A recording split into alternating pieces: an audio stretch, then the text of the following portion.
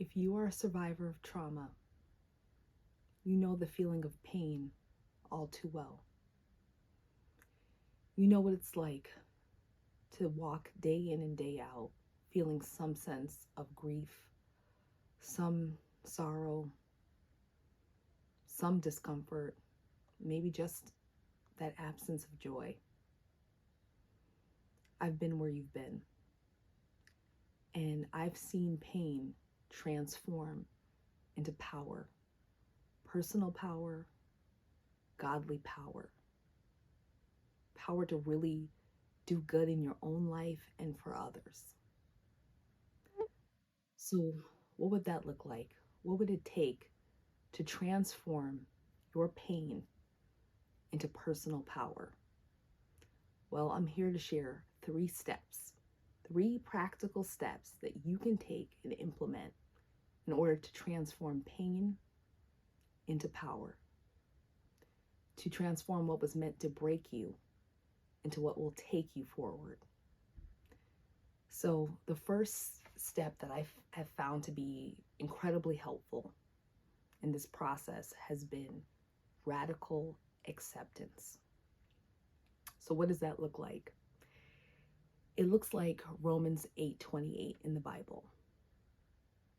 All things work for the good of those who love God and are called according to his purpose. Romans 8:28. That means doing the really hard thing of truly accepting that there are no real mistakes, simply lessons along this journey called life. And some of the hardest things to forgive are things that we did to ourselves, or missteps that we made, or sins that we committed. But those were lessons. Those were growth opportunities that you took along your journey. And when you accept that all things are happening for your good, to move you forward along your path, yes, every mistake can be turned into a lesson for you and a lesson to share with others. When you can take those lessons, when you can accept that the hand of God has been on your life every single day, every single step, and this was all a part of your journey and it all happened for a reason, you can truly step into self-forgiveness. You can truly step into grace, mercy on yourself and for others. That's the first step that I found to be so practical, was that radical acceptance that my mistakes were simply lessons for me to implement and to share with others. And those lessons, when they become actualized and they become applied to your daily living, that turns into real power. You have the power to grow, you have the power to change, and you have the power, the influence to inform others and help them along their path. That is incredibly powerful. And number 2 is turning pain into propulsion. So here's the thing that tends to happen at that next step, right? Once you've radically accepted that these are not mistakes, these were lessons. The pain that God can use to propel you and push you forward, oftentimes in our sadness and our pain and our grief, the same incident can hold us back. And so this happened to me in my early 20s, where I had a traumatic event happen.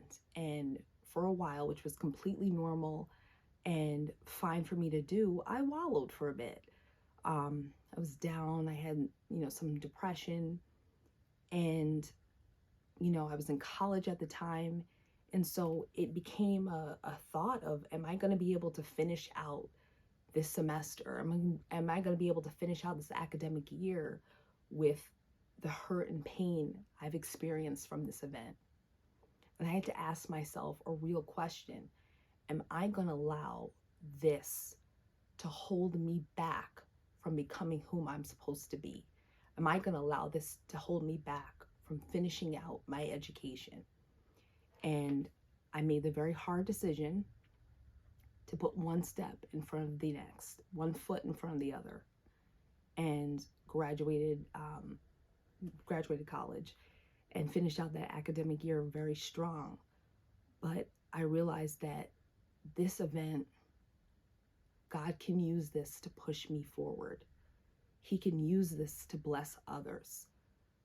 But I have to trust in him. I have to get help when I needed to. Like I always advocate for licensed counseling. I got help where I needed to, and I trusted and had faith and had to put one foot in front of the other. I could not let what the enemy used to hold me back stop me from becoming the person that God had called me to become. And what the enemy used to hold me back, God used it to push me forward. And so in that way, that second way, that pain then turned into power. And so what's another practical step? What's that last practical step? It's when you turn pain into purpose. So for those of you who have experienced trauma, whether in childhood or as an adult, it's if you've had an abandonment wound, it's volunteering for Big Brothers and Big Sisters programs. It's deciding to be an amazing mom or dad. It's turning that your specific pain where the enemy tried to attack you and hit you hardest and making that a part of your purpose. If you were a sexual assault survivor, becoming a sexual assault support advocate, that's incredibly powerful in helping others through their journey and their grief and get their justice. If you've experienced domestic violence, even if you're not ready to be hands-on and involved in, advocating for domestic violence survivors, perhaps you can contribute to a charity. It's doing something. It's making sure the pain, has some kind of fruit from it, that you've turned that into gold. You've allowed God to turn that into gold. And so giving your pain a purpose, letting the enemy know that where he tried to hit you hardest is going to be the site of your biggest blessing. And not only are you going to be blessed, but you're going to turn around that pain and turn it to bless others. That's what the enemy is most frightened of. It's us using our pain and letting it become power. Power not only in our own lives, but power for others.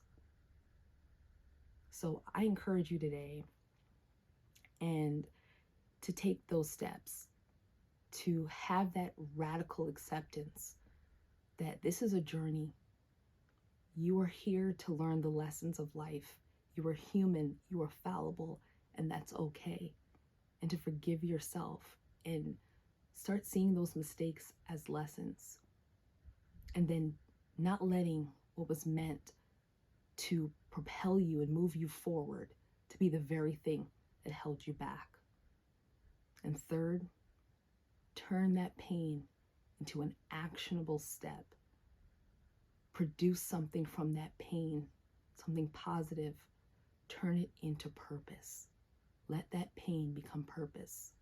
When you combine all of three things, you combine all three of them, they not only become acceptance, propulsion, and purpose, they turn into power.